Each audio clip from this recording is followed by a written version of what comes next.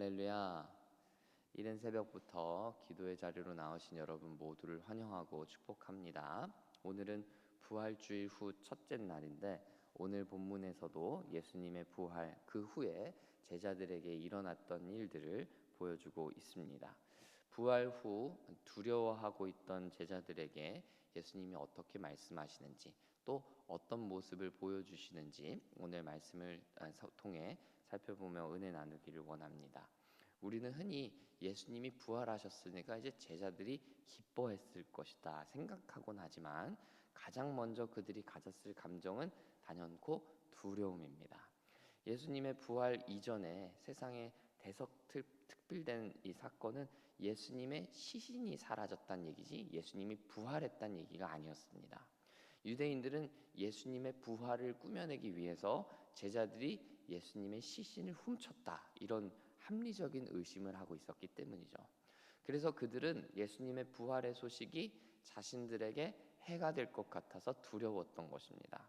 바로 그런 때에 부활하신 주님이 그들을 찾아오셨던 것입니다. 찾아오셔서 그들에게 뭐라고 말씀하시나요? 19절과 21절에서 반복해서 말씀하시죠. 너희에게 평강이 있을지어다. 두려워하고 있는 그들에게 주님은 평화를 선포하셨던 것입니다. 20절을 보면 평화를 선포하시는 부활의 주님을 만난 후로 제자들은 두려움에서 기쁨으로 변화되는 것을 보게 됩니다. 여기서 우리가 알게 되는 것이 있죠. 우리의 참된 평화가 누구에게 있는가? 누구로부터 오는가 하는 것입니다. 오늘 본문은 부활하신 주님으로부터 온다. 부활하신 예수님을 만나는 것에서부터 온다라고 말하고 있습니다. 예수님을 만나는 사람은 세상이 줄 수 없는 평안과 기쁨, 안정감을 누리는 것입니다. 그것은 세상이 주는 평안과는 차원이 다른 평안입니다. 세상이 주는 평안은 일시적이고 반짝이는 평안에 불과하지만 예수님이 주시는 평안은 존재적인 안정을 주는 평안이고 영원한 평안이기 때문입니다. 고난이 아픔이 여전함에도 불구하고 평안을 외칠 수 있는 것, 그게 진짜 평안이지 않겠나. 고난이 잠깐 찾아오고 문제가 찾아와서 사라지는 평안이면 그건 가짜 내지는 좀 뭔가 부족한 평안인 것이죠. 더 나아가 오늘 본문이 말하고 있는 평안은 더 고차원적인 의미가 있습니다. 성경은 하나님과 우리의 관계가 죄로 말미암아 망가졌다라고 말합니다. 하나님과 우리의 관계는 원래 부모와 자녀의 관계, 아주 친밀한 관계였는데 죄로 말미암아 우리는 이제 하나님과 원수지간이 되었다. 이게 성경의 가르침이거든요. 죄를 범하여서 우리는 하나님으로부터 돌아섰고 하나님께 대적했기 때문에 이제 하나님과 우리의 관계는 대적, 원수의 관계가 됐다. 이런 것이죠. 그래서 하나님과 우리 사이에는 평안이 없습니다. 항상 갈등이 있고 번복이 있죠. 하나님의 말씀과 나의 욕심 사이에 항상 충돌이 일어나는 반복 사건이 일어난다는 거예요. 그러나 부활의 주님을 정말 만난다면 관계가 회복되고 하나님과의 참된 평안을 이루어가게 되는 것입니다. 우리의 인생에 평안을 주는 것의 가장 중요한 역할은 많은 것을 가지게 되고 많은 것을 누리게 되는 것에 있지 않고 부활하신 예수님을 만나는 것에 있다라는 것입니다. 여러분 그런 경험 많으실 거라고 생각되는데 하나님과의 친밀한 관계 가운데 있는 날에는요 어떤 문제가 내게 찾아와도 내 마음에 어떠한 태클이 들어와도 큰 타격감이 없습니다. 잘 그냥 수월하게 넘어가요. 넘어진다 한들 금방 일어날 수 있다는 것이죠. 반면에 하나님과의 관계가 소원할 때는 어떻습니까? 아주 경미한 상처에도 너무나 큰 타격을 입는 게 우리 아닙니까? 이렇게 생각해 볼 때 우리 인생의 평안을 결정하는 게 무엇이냐는 거예요. 인생의 방해물들이 사라지고 문제들이 사라지고 씻겨지면 정말 괜찮을까요? 그렇지 않다는 것이죠. 핵심은 하나님과의 깊은 만남, 깊은 교제, 그 관계에 있다는 것이죠. 오늘 본문의 언어로 말하면 부활하신 주님을 만나는 것, 너희에게 평강이 있을지어다 말씀하시는 주님의 음성을 듣는 것에 있다는 것입니다. 어제 본문의 말로 하면 마리아야 부르시는 우리의 이름을 부르시는 그 주님의 음성을 들을 때 우리는 참 평안을 누리게 된다라는 것이죠. 사랑하는 여러분, 부활해 주시는 주님이 주시는 평강, 그 참된 평강을 경험하고 누리는 여러분들 다 되시기를 축복합니다. 세상에서 주는 평안은 유효 기간이 짧습니다. 그러나 주님이 주시는 평안은 영원할 뿐만 아니라 우리의 삶의 본질적인 변화를 주는 것입니다. 그러므로 그 평안이야말로 우리가 받아야 하고 누려야 할 평안인 것입니다. 이 중요한 사실을 기억하시며 주께서 주시는 평안을 누리는 여러분들 다 되시기를 간절히 소원합니다. 22절에서 부활의 주님은 제자들을 만나 그들에게 당신의 숨을 불어넣으셨습니다. 예수님이 보여주시는 이 장면은 매우 중요한 신학적인 메시지를 가르쳐 줍니다. 여러분, 창세기 첫 장면을 보면 어떤 장면이 나오죠? 하나님이 세상을 창조하시는 장면이 나오죠. 그 중에서도 하나님이 사람을 제외하고 당신의 숨결을 넣는 피조물이 있습니까? 없습니다. 오직 사람에게만 하나님은 숨결을 주시고 영혼을 주시고 당신의 형상을 허락하셨습니다. 하나님의 숨결은 사람을 만드시는데 사용되었던 매우 중요한 재료라는 것이죠. 오늘 그 모습을 부활하신 예수님께서 재현하시는 것입니다. 부활의 예수님을 만나는 사람은 이전과는 완전히 다른 사람으로, 완전히 다른 존재로 지음받는 것이기 때문입니다. 얘들아, 부활을 경험했다면 이제 너희도 새 사람이다. 너희 새로운 피조물이다. 이전의 너희가 아니다. 나 너희가 과거에 어땠는지 중요하지 않아. 새롭게 시작하자. 이런 말씀을 하시는 것이죠.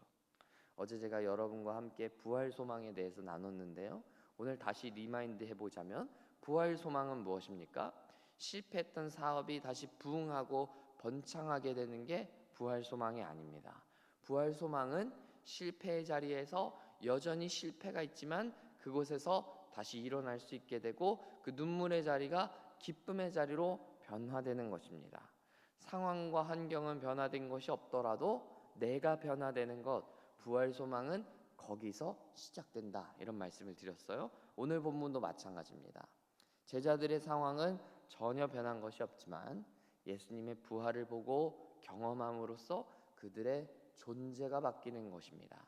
내가 너희를 새로운 피조물로 불렀다. 너희는 이제 새로운 사명을 받은 사명자들이다. 라는 주님의 부르심이 모든 것을 해석하고 만들어 가시는 것입니다. 사도 바울을 보십시오. 예수 믿는 자들 박해하고 종교적 열심으로 가득 차서 예수 믿는 사람들 다 감옥에 넣고 죽이려고 했던 바울이 언제 변합니까? 그 다메섹 도상에서 부활하신 예수님을 만나고 변화되는 것 아니겠어요? 부활하신 주님을 만나는 것은 그런 변화를 경험하는 것을 의미하는 것입니다. 이전에 살아왔던 나의 삶의 방식과는 완전히 다른 삶의 방식을 경험하게 되는 것이고 이전에 내가 이해해왔던 나 자신과는 완전히 다른 나 자신을 발견하게 되는 것입니다. 그게 바로 부활하신 주님을 만나는 것입니다. 주님을 만나게 되면 변화하게 되어 있습니다. 놀랍도록 탈바꿈된 인생을 살게 되어 있습니다.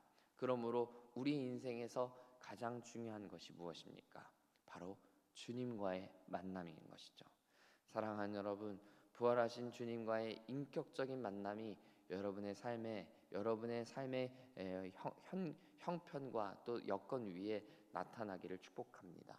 그래서 이전에 경험하지 못했던 평화, 변화를 경험하게 되는 여러분들 다 되시기를 간절히 소원하고 축복합니다. 마지막으로 오늘 본문에는 예수님의 제자 도마가 등장합니다. 이 도마는 의심이 많은 사람으로 우리에게 많이 알려져 있죠. 그런 오명을 쓰게 된 계기가 바로 오늘 본문에 나옵니다. 부활하신 주님을 내가 직접 보고 만져보지 않으면 못 믿겠다 이렇게 드렸기 때문이죠. 어쩌면 저는 이런 생각을 해봐요. 너무 솔직한 고백이었지 않았을까? 나도 그 상황이었으면 그렇게 질문하지 않았을까? 이런 생각을 하는 거죠. 그가 정말로 진솔했다고 여겨지는 이유는 그가 부활의 주님을 만나고 진짜 말한 대로 손을 그 못자국에 넣어보고 나서는 경험하고 나서는 실제로 믿었기 때문입니다. 여러분, 다 봤다고 믿는 건 아니에요. 성경을 보면요, 동산지기도 또 그 무덤을 지켰던 병사들의 이야기도 전혀 나오지 않아요. 부활하신 주님을 봤다고 믿는 것이 아니고 진짜 믿게 되는 것은 은혜이기 때문이죠. 우리 암송구절, 이 4월 암송구절이기도 한 28절과 29절에서 그런 도마를 향해 주님은 말씀하시죠. 내가 본고로 믿느냐, 보지 못하고 믿는 자들은 복되다. 여러분, 이 말씀을 우리는 어떻게 이해하면 좋을까요? 보지 않고 믿어야 진짜 복되다는 거고, 보고 믿으면 복이 없는 것인가요? 아니면 보고 믿은 도마도 대단한 거지만 안 보고 믿으면 진짜 짱이다, 이런 말씀을 하시는 걸까요? 그렇지 않습니다. 오늘 주님이 들려주시는 29절의 말씀의 참된 의미는요, 부활은 믿음의 영역에 있다는 걸 얘기하는 거예요.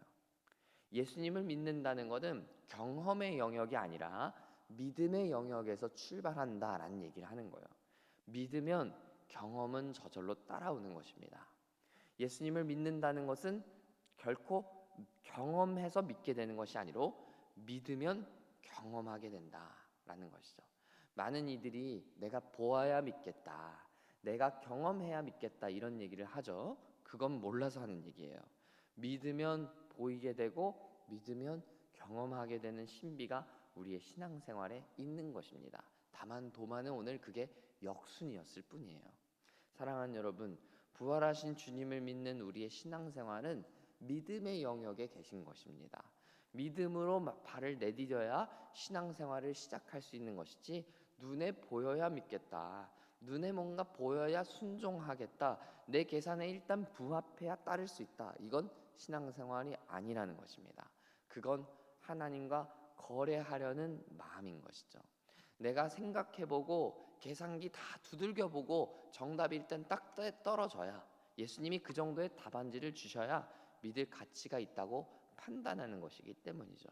그러나 신앙생활은 그런 게 아니라, 보이지 않아도 내 눈에 좋은 답안지가 아닌 것처럼 보인다 할지라도 주님이 나를 부르시는 그 음성, 참된 평화를 선포해 주는 그 음성을 들을 때, 믿을 때, 순종할 때, 분명히 길이 보이지 않았고 여전히 좌절과 절망 가운데 있었던 상황이지만 놀랍게도 믿음으로 발을 내디딜 때 길이 만들어지고 빛이 나를 비춰주시는 그런 놀라운 경험, 행복한 경험이 바로 신앙생활인 것이죠.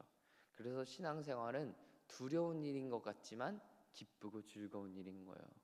내 앞에는 어둠이 여전히 칠흑같이 깔려 있으니까 두려울 수 있어요. 나 못 갈 것 같은데, 못 내딜 것 같은데, 염려되고 근심할 수 있어요. 그러나 제가 어제 읽어드렸던 이사야 61장 3절은 뭐라고 얘기합니까? 우리 근심이 찬송이 되는 거예요. 그렇죠? 슬픔이 기쁨으로 덮이는 역사가 우리 삶에 일어나는 것입니다. 그게 신앙생활인 거예요. 언제?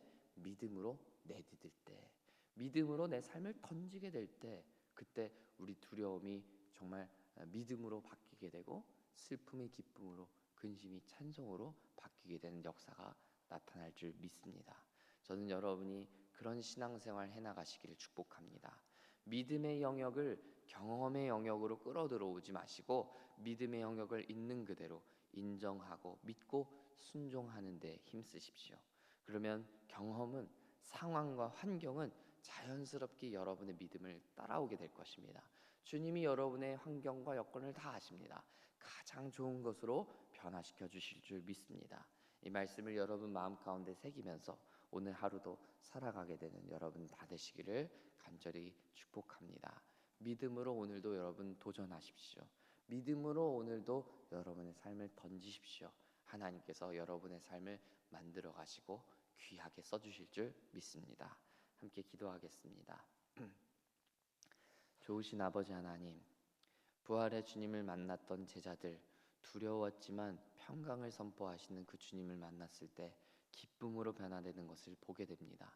여전히도 살기 가득한 유대인들이 자신들을 둘러싸고 있지만 부활의 주님을 만났기에 이제 평안을 노래할 수 있고 기쁨을 노래할 수 있게 된 줄 믿습니다. 그 주님을 우리도 만나기를 원하고 그 주님을 우리도 경험하기를 원합니다. 주님, 우리에게 믿음을 허락하시고 담대함을 허락하여 주셔서 믿음으로 경험하게 되고 믿음으로 우리의 삶의 형편들이 변화되는 것, 하나님이 변화시켜 주시는 놀라운 기적들을 경험하게 되는 우리 되게 하여 주옵소서. 그래서 내 손을 그 주님의 못자국에, 그 창자국에 넣어봐야 믿겠다, 이렇게 고백하는 도마의 믿음이 아니라 그 주님이 말씀하신 대로 믿습니다, 내가 부활의 주님을 믿습니다, 믿음으로 고백할 때 도리어 그 주님을 만나게 되는 놀라운 믿음의 역사가 우리의 삶에 나타나게 하여 주옵소서. 예수님의 이름으로 간절히 기도합니다. 아멘.